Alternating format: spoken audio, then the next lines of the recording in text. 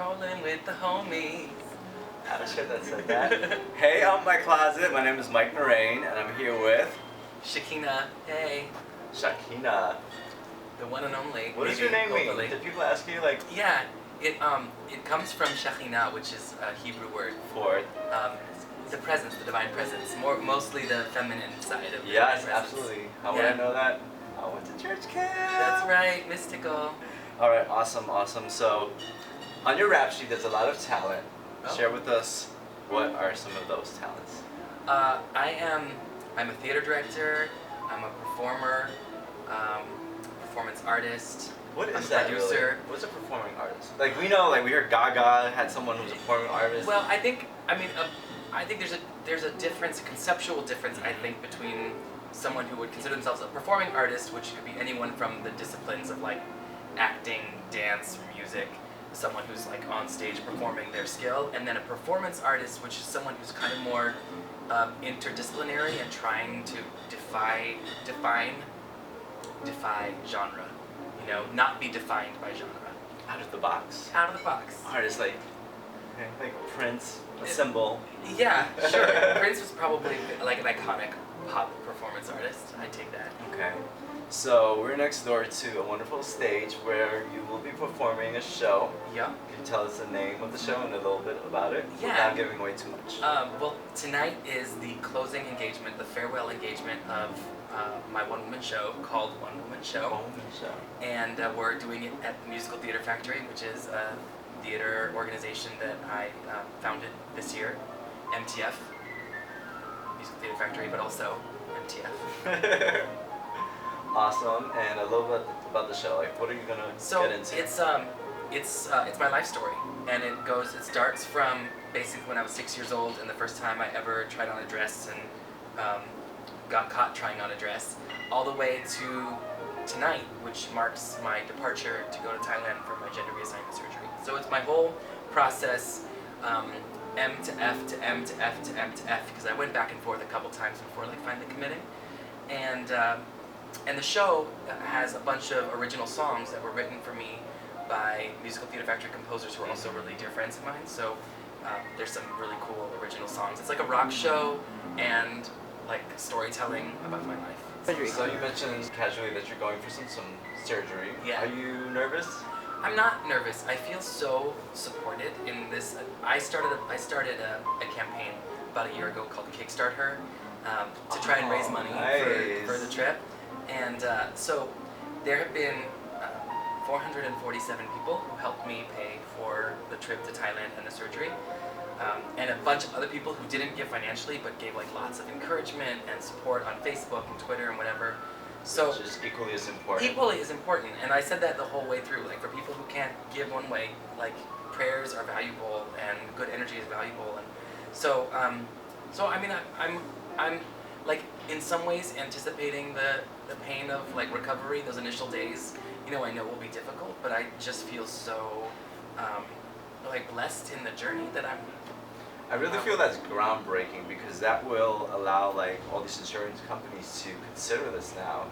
Well, what's funny is when I started Kickstart Her, there was like no way that this was gonna be covered any other way, and now it looks like it's gonna start being introduced into Obamacare, and lots of colleges are covering it, and prison systems are covering it. So it's becoming more and more of a thing that's gonna be available to people. Definitely one of the sort of public reasons why I was interested in doing Kickstart Her was because it demonstrated the necessity and the outrageous cost of the procedure, and got more people involved in the conversation who have otherwise really looked into what it is. I mean, mostly if you're not trans, you're not exploring gender confirmation surgery. But my campaign and my process was like kind of high profile, and so there was like an article on Huffington Post, and people read about it and heard about it, and were informed, which was awesome. So what was it like growing up, as a young child? Your body's developing, your mind and your spirit, all equal and important parts are developing. What do you feel? I mean, I guess, I didn't know that transgender existed as a concept until I was 18 years old. So when I was younger, it's just like there was just some incongruity. Like I describe it now to my friends like when you watch a foreign film and it's subtitled, but you after the first like 10 minutes, your brain stops registering that you're reading and you sort of sink into watching the film and translating the subtitles at the same time. So I think like I learned how to live my life constantly with subtitles. Like, there was a process of translation that was always going into figuring out the disharmony between my body and my sense of self. And so I'm really looking forward to like removing the subtitles and just having like a direct one-to-one ratio with life, no translation, just like doing it. And how do you think you are going to feel? Do you feel like your spirit, your soul, and your body, everything will be in harmony? Yeah, it's funny. When I was really young, I talk about this in my show, I used to like lay awake in bed at night when I was like 6 years old and just like imagine what it would be like when my vagina opened, like, and I was like, I knew it would be like bloody and it would hurt a lot, but I would be like happy. And if I close my eyes, I can still see behind my eyelids the like image that I saw when I was 6. And I just feel like when I come out of the surgery and I like awaken into my new form, like I've already sort of envisioned that for so long that I'm just going to be kind of arriving into something I've already laid the groundwork for, spiritually, mentally, emotionally. And I hear that a lot, and I sense that, there's this element of spirit. Do you feel that spirits have a gender, or what is it? What do you feel? Explain to us. I don't know if spirits have a gender, but I do think like the soul has characteristics, and that a soul can be both masculine and feminine, and at any given time in that soul's journey, something needs to come to the forefront, the driving force. And I think, I'm actually like, I'm pretty masculine. I can be quite butch. Like I built this theater, I wielded, power drills and stuff and saws. No problem there, but I think the driving force in my place in the world feels to me coming from feminine impulse. Wow. I'm so happy that we are doing this interview because Yeah. you know what September is? It's actually Suicide Awareness Month. Yes. And do you know in the LGBT community there is so much suicidal ideations and even the actual Absolutely. committing the act. Absolutely. And this is an awesome way that we are kicking off, so people actually could see the in-depth look at trans people Right. and really hear their stories because trans people are really targeted the most. Absolutely. And that's really hurtful, Yeah. really impact. One of my closest friends, when I first came out as trans, I met this young woman who was also just at the beginning of her process. Her name was Gia, and we were really, really tight. And she actually ended up committing suicide like a week before her surgery. And I talk about that in the show too. That was 10 years ago, and it sticks with me constantly. And I think about, the journey that I've made since, and I feel like she's with me and she's got my back. But for anyone out there who's struggling to find acceptance or trying to make sense of things, I just want to like encourage them to have faith and know that these things that seem to not make sense will eventually work themselves out, given time and given compassion. That's excellent advice. Because out my closet we have a program that we initiated last week. It's called OMC Transform. Mhm. It's really to capture the stories of the people that know it best.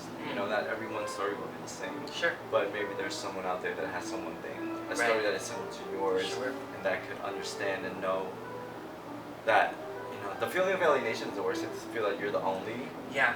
And people will know now there's so many people out there in this world that are going through this process of the journey, and never to give up, never to lose hope. Right.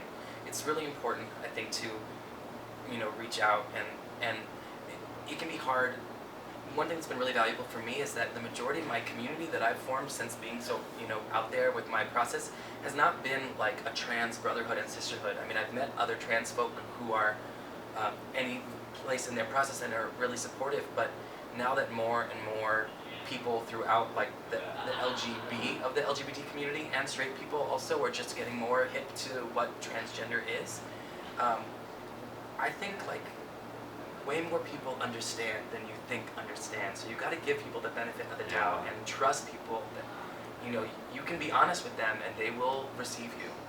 You know, it's worth it. Absolutely. Well, thank you so much. Yeah, We wish absolutely. you Yeah. all the Thank best. you. Thank you. Health, and I hope that everything will go well. I appreciate it. We will. Would you like to do a follow up after? Yeah, totally. that's awesome then. Yeah. Post-op, hey. Yeah, follow up. We'll hang out again. Okay. I'm back in October. What? October 20th. Okay. It's like National Coming Out month, right? Yeah, Or the something. 16th is Pride, Spirit Day. The 17th Yeah. is my birthday. And then isn't like Transgender Day of Remembrance in November? 20th? We'll find a time. We'll do a follow-up. Okay. I'll be around. Come check out Musical Theater Factory. Love yourself. Yay!